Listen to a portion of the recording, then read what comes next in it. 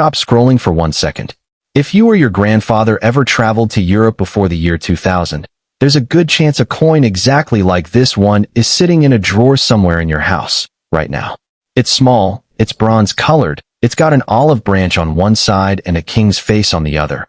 And today I'm going to show you exactly what it is, where it came from, whether it's actually valuable, and how you can find out in under 2 minutes if the one you own is a common coin or a rare one worth real money.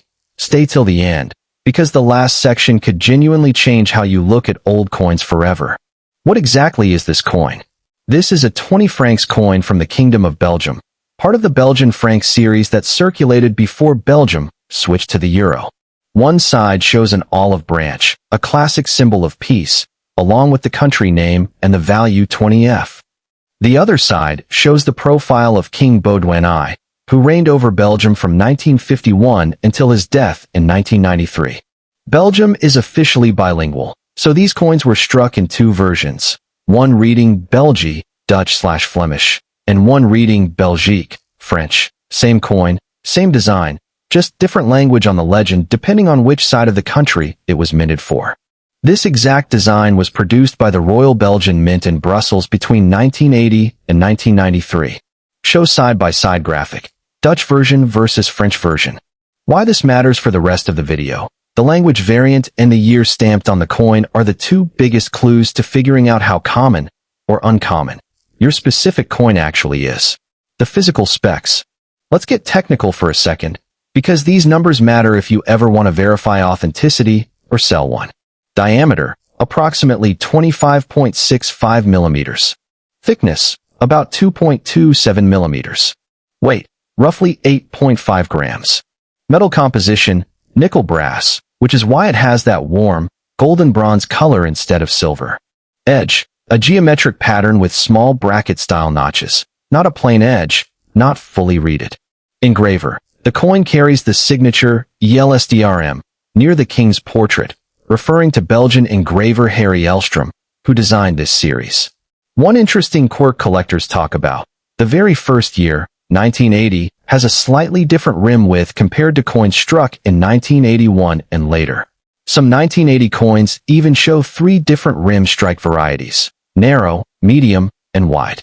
It's a small detail, but it's exactly the kind of thing that separates a casual coin owner from someone who actually knows what they're holding. The history behind it.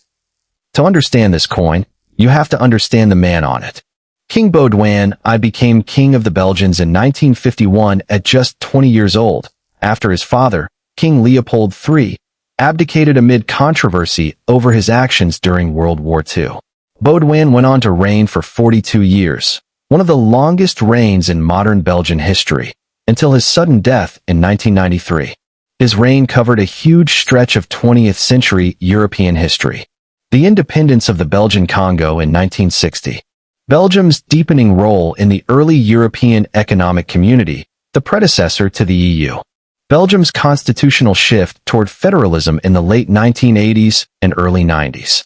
This particular 20 francs coin was introduced in 1980, partly as part of a broader modernization of Belgium's circulating coinage. It replaced an older 20 francs design and stayed in production for 13 years, right up until Baudouin's death in 1993. Millions of these coins passed through ordinary Belgian pockets, shops, and cash registers for 2 decades.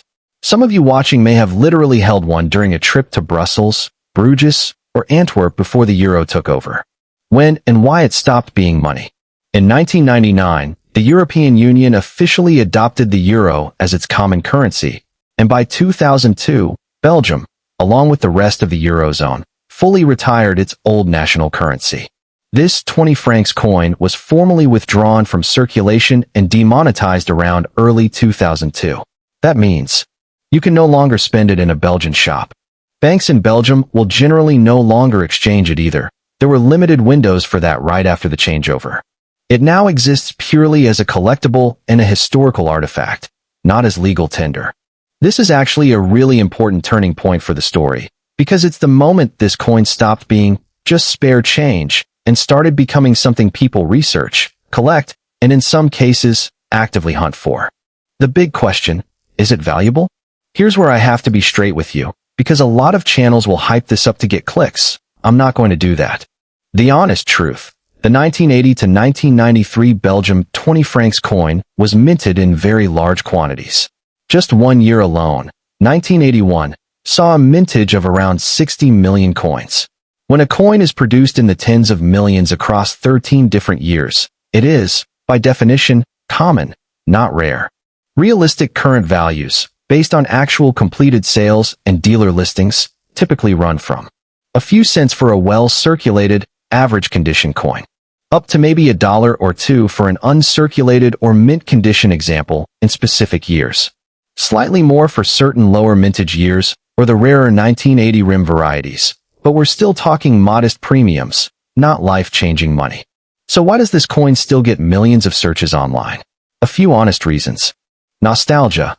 For anyone who grew up in Belgium or traveled there before 2002, this coin is a tangible piece of memory.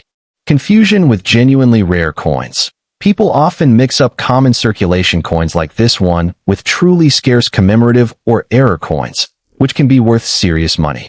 The what-if factor. Everyone secretly hopes the coin in their drawer is the 1 in a million exception. And that brings us to the part you actually came here for. How to check if your specific coin is special. If you want to actually evaluate the coin in your hand, here's the exact checklist. Step 1. Read the language variant. Does it say Belgie or Belgique? Note it down. Step 2. Find the year. It's stamped on the olive branch side, right below the design. 1980 is generally the most talked about year due to the rim varieties. Step 3. Check the condition. Sharp, clear details, minimal scratches, strong shine, higher grade. Worn, flattened details, heavy scratching, discoloration, circulated grade, lower value. Step 4. Look for errors.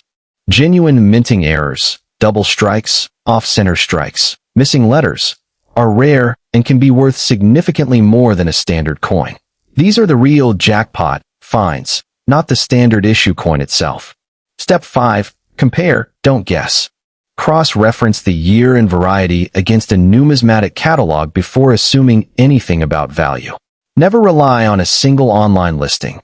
Check multiple sold listings, not just asking prices, since asking prices are often inflated. Show a simple flowchart graphic summarizing these 5 steps. Doing this 5-step check takes less than 5 minutes and will tell you, realistically, whether you're holding a common piece of history or something worth digging deeper into. So to bring it all together, this is a Belgium 20 francs coin, minted from 1980 to 1993 under King Baudouin I, made of nickel brass, demonetized in 2002 when the euro took over, and today valued mostly as a historical and nostalgic collectible rather than a rare treasure, with the exception of certain error coins and specific early rim varieties. Is it going to make you rich?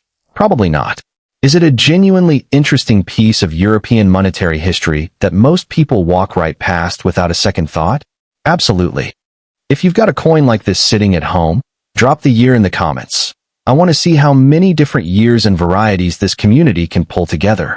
And if you want me to break down another old coin next, maybe something genuinely rare this time, hit subscribe to Coin Collection 1 and turn on notifications, because that video is already in the works.